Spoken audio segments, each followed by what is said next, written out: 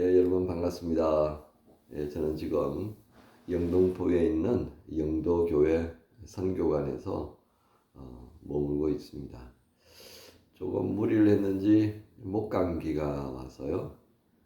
오늘 일정은 다 취소하고 좀 쉬어야 되지 않겠나 싶습니다.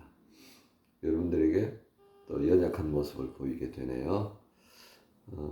독일에 있는 우리 지체들도 자선음악회다 또 추수감사절 예배다 준비하느라고 많이 분주하실 것 같아요.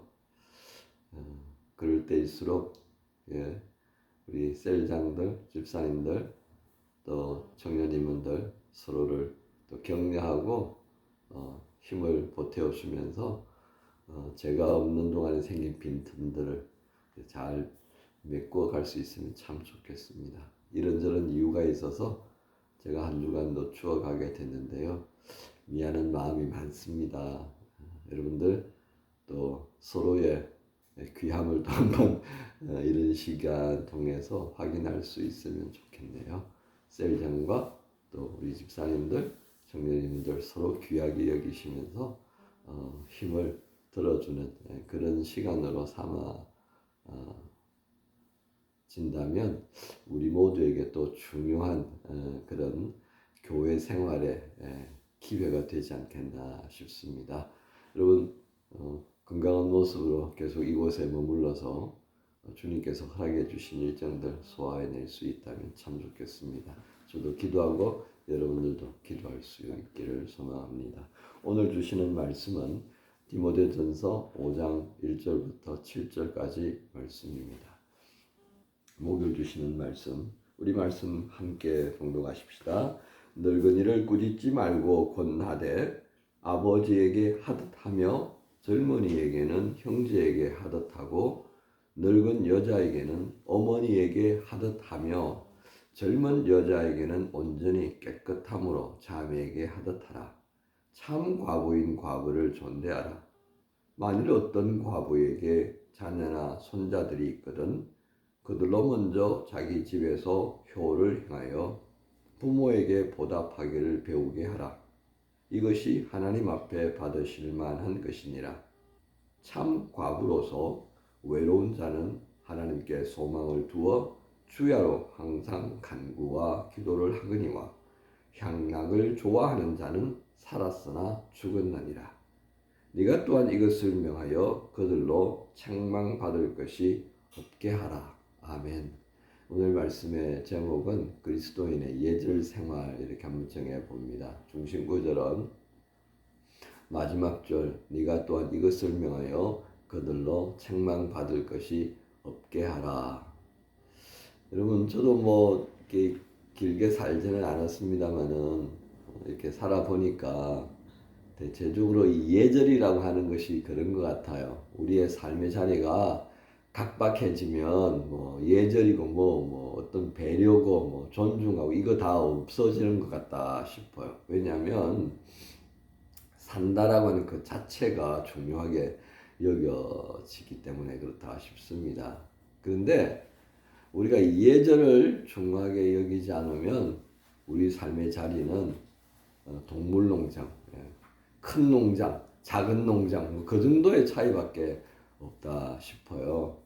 여러분 한국의 노인 숫자가 굉장히 급등하는 것을 여러분 알 것입니다. 저도 이번에 나와서 뭐 전철을 탄다든지 이렇게 보면요 노인들의 숫자가 정말 많아졌습니다. 벌써 저는 목사이기 때문에 정년 퇴직이 좀 늦습니다. 교회법으로는 70세까지 되어 있을 정도니까요.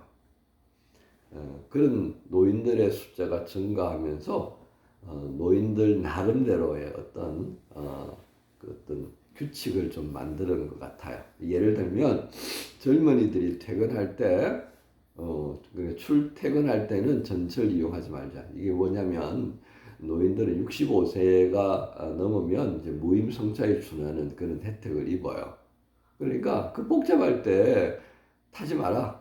두 번째는 전철을 탔다고 하더라도 경로석 있는 자리가 아니면 다른 자리 가서 서지 마라. 왜요? 젊은이들이 안 그래도 피곤한데 노인이 있으면 그래도 일어나지 않으면 안 되니까 그거 민폐 끼치지 말자. 그런 거죠. 그래서 그런 건지요. 저도 전철을 타고 좀 이동을 해보니까 좀 바쁜 시간에는 노인들 숫자가 별로 없어요.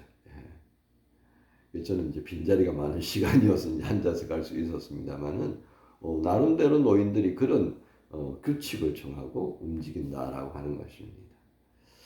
즉 노인들은 자신들로 인하여서 생겨날 수 있는 불편함을 최소화시키려고 하는 거죠. 그래서 나름 젊은이들을 배려하는 그런 생활의 규칙들을 가지고 산다. 이제 그렇게 할 수 있겠습니다.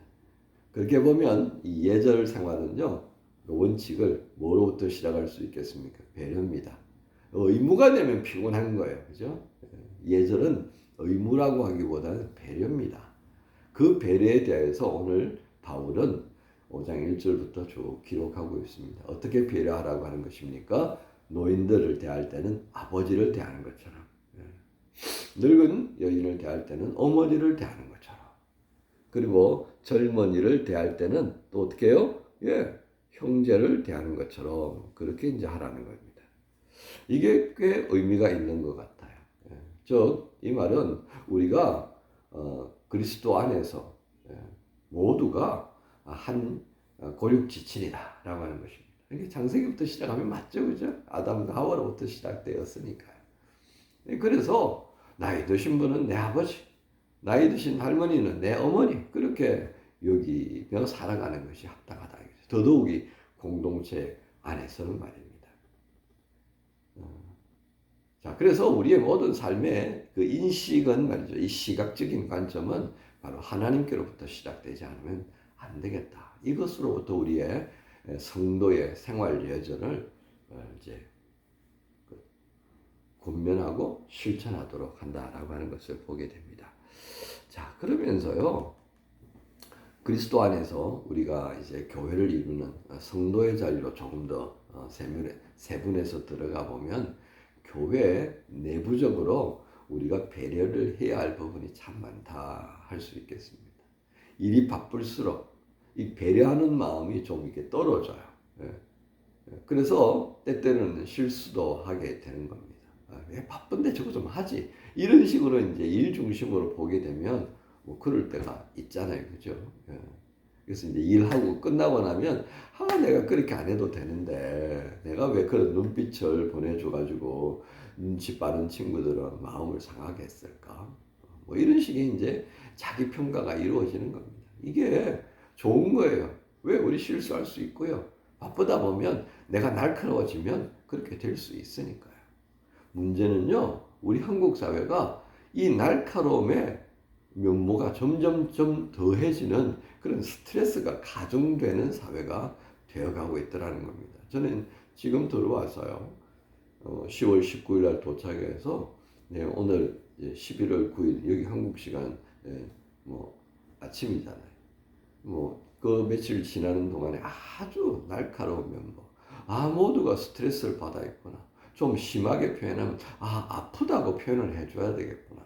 이런 정도의 예민한 상황들을 보게 되는 겁니다. 그런 상태에서 무슨 예절 있는 행동, 배려하는 자세 이게 나올 수 있겠습니까? 그래서 참 쉽지가 않겠다 하는 겁니다. 자, 그래서 이런 부분들을 교회 안에서도 우리가 주목하게 되면 세상 사람들과 교회와의 관계에서 어떤 것이 덕스러운가를 고민하지 않을 수 없습니다. 교회 안에도 교회 밖에도 똑같은 이런 흐름이 있다고 한다면 교회됨이 도대체 무엇일까? 성도 된다는 것은 무엇을 의미할까? 정말 오리무중일 수밖에 없습니다. 어저께 수요일 날 저는 다른 교회 가서 설교할 수 있는 은혜가 있었습니다. 그 교회 가서 이런저런 얘기를 듣다가 이제 돌아오는 길에 그 교회 목사님 사모님께 여쭤봤습니다. 청년들이 얼마나 나옵니까? 그랬더니 교회가 어려운 상황을 겪으면서 한 150명 가까이 모이는 청년들이 다 흩어지고 말았다는 겁니다. 이번에 한 30명 남았다는 거죠. 여러분, 이처럼 하나님이 살아계신다고 하는 것을 믿는 성도들, 그것을 믿는 사람들이 모인 교회에서 우리가 생활 실천 윤리의 부분에 예절 부분에 있어서 세상 사람들과 같이 똑같이 날카로운 대로 이렇게 살아간다면 소위 사람들이 말할 때 그 하나님을 믿는다는 게 어떻게 우리가 증거될 수 있겠느냐 하는 것이 되겠습니다. 그래서 오늘 바울은요 7절에 네가 또한 이것을 명하여 그들로 책망받을 것이 없게 하라. 명하라 그랬습니다. 예절을 정말 강하게 가르칠 필요가 있다 이렇게 이야기하는 것입니다. 초대교회 때 다들 그리스 로마 시대에 어떤 그런 신관에 대한 광범위한 현상들이 있었지 않습니까? 곳곳에 신전이 세워졌고 이제 예수 그리스도의 이름으로 전가된 복음이 나온 건 얼마 되지 않았을 테니까요. 모두가 비교 대상으로 볼 수밖에 없던 시기였습니다. 그러니까 바울은 디모데 목사에게 에베소 교회 사람들을 향해서 아주 강하게 이것들을 가르쳐서 이방 사람들과 다르다는 것, 이방신을 섬기는 이들과 예수 복음 안에 서 있는 사람들이 다르다는 것은 이런 것으로 증거되어지길 바랬다 하는 것입니다. 여러분 시대가 점점 어려워져 갑니다. 저는 이곳에 와서 있는 동안에 정말 교회가 많이도 어렵구나. 우리 삶의 자리가 겉으로는 뭐 선진국 10개국 안에 든다 그러지만요. 그것은 겉으로 드러난 것일 뿐입니다. 대통령으로부터 시작해서 저 밑에 있는 모든 국민들이 지쳐가고 있다는 것을 보게 됩니다. 생각을 바꾸지 않고 우리 삶의 방식을 바꾸지 않으면 이 지쳐가는 것은 어느 순간이 되어지면 다 무너져 버릴 수밖에 없는 이유가 될 것이다라고 하는 불안한 마음에 저절로 기도할 수밖에 없게 되어집니다. 성도의 예절 생활 작게 보아서는 안 될 것입니다. 이 성도의 예절 생활 우리가 믿는 예수 그리스도께서 살아계셔서 그분이 우리를 그리스도 예수의 장성한 분량에 이르기까지 그렇게 세워가시려고 하는 것이 바로 이 성도의 예절이라는 말씀 안에도 담겨 있다는 걸 생각하면서 작다고 여기지 마시고요. 또 유학 생활이니까 바쁘니까 뭐 이런저런 일들로 뭐 힘드니까 핑계 대지 마시고 우리 또 한번 화이팅 하십시다. 성도의 예절 생활 세상으로부터 이런저런 구설수에 오르지 않도록 바라는 말씀에 깊이 집중하면서 오늘 또 멋있는 우리 그리스도인의 생활을 한번 또 시도해 보십시다. 여러분 모두를 우리 주님 예수님의 이름으로 축복합니다. 하나님 감사합니다. 함께 초대교회 시대의 사회 모습을 한번 생각해 보게 하셨습니다. 그 시대에 예수 믿는 교회들이 어떠해야 하는지 성도들이 어떠해야 하는지 참으로 주님께서 많은 것을 헤아리셨을 줄로 믿습니다. 성도의 예절 생활을 통하여서 또 거룩함이 무엇인지 살아계신 하나님을 섬기는 이들의 삶이 무엇인지 구체적으로 표현하기를 원하셨던 주님, 오늘 우리 시대에도 다를 바 없다 싶습니다. 여러 가지 일들을 앞두고 있는 우리 교회의 형편과 처지를 살펴주셔서 주 안에서 서로 배려하고 또 존중하고 섬기는 마음으로 이 시기들을 감당할 수 있도록 인도해 주옵소서. 감사합니다. 예수님의 이름으로 기도합니다. 사람이 넘치기보다 사랑이 넘치는 교회 섬김을 원하기보다 섬김의 기쁨 알아가는 교회 세상이 주목하기보다 주님이 주목하는 교회 화려한 겉모습보다 중심이 주를 향한 교회 주님이 피로 사신 아름다운 교회 서로를 사랑함으로 하나 되는 교회 주님이 머리 교회 우리 함께